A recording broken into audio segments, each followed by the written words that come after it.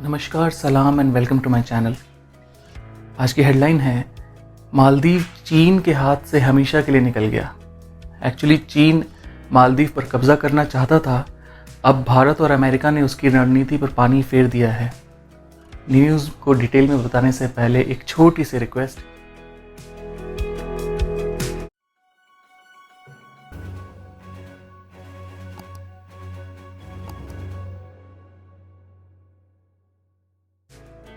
एक एक करके केंद्र सरकार हिंद महासागर क्षेत्र में स्थित देशों को चीन के कर्ज के माया जाल से छुड़ाने के लिए दिन रात एक कर रही है।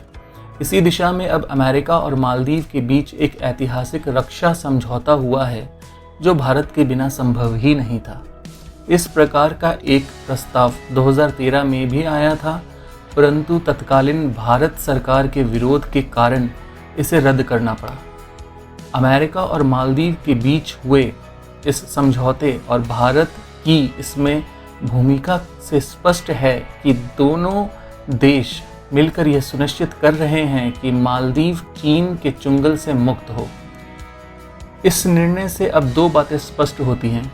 एक तो अब चीन के निरंतर प्रयास के बावजूद उसका भारतीय महासागर क्षेत्र पर वर्चस्व जमाने का सपना कभी पूरा नहीं हो सकता, और दूसरा कि अब भारत और अमेरिका रणनीतिक समझौतों के पर्सपेक्टिव से नित्य नए आयाम छू रहे हैं।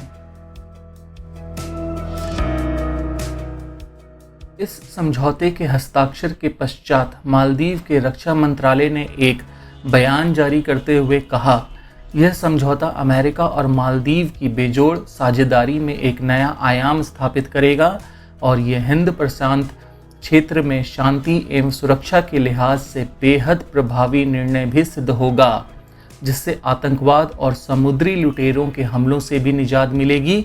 यहाँ मालदीव ने हिंद प्रशांत नीति को मान्यता भी दी है और अमेरिका और भारत का गठजोड़ अब चीन की किसी भी नीति का मुकाबला करने के लिए और मजबूती से आगे भी बढ़ेगा।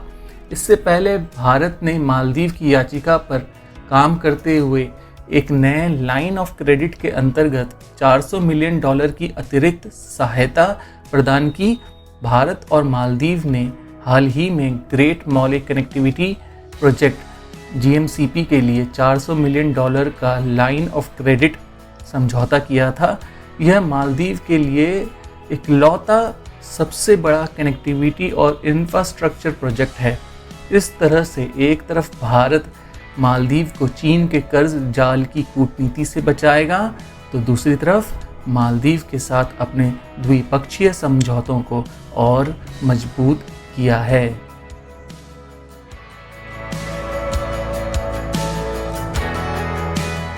चीन की चुटकी लेते हुए मालदीव के संसद के अध्यक्ष और पूर्व राष्ट्रपति मोहम्मद नशीद ने ट्वीट किया, कम लागत की विकास सहायता जिसकी घोषणा डॉक्टर S जयशंकर ने की है, वही मालदीव की आवश्यकता भी है। आवश्यक इंफ्रास्ट्रक्चर बनाने के लिए एक सच्चे दोस्त ने सहायता की है, उनकी तरह नहीं जो बड़े सपने दिखाकर बाद में कर्ज के जाल में फंसा दें। जब से 2018 में अब्दुल्ला यामीन गयूम को हटाया गया है, तब से मालदीव के लिए स्थिति दिन प्रतिदिन बेहतर ही हुई है। और यदि PM मोदी के पड़ोसी देश नीतियों को सफलतापूर्वक लागू नहीं किया गया होता, तो अब तक मालदीव चीन का गुलाम बन गया होता, जैसे आजकल नेपाल बना हुआ है। भारत और अमेरिका के इस नए कदम से चीन को कितनी जबरदस्त चोट लगी है, इसका अंदाज़ा आप ग्लोबल टाइम्स के लेख से ही लगा सकते हैं।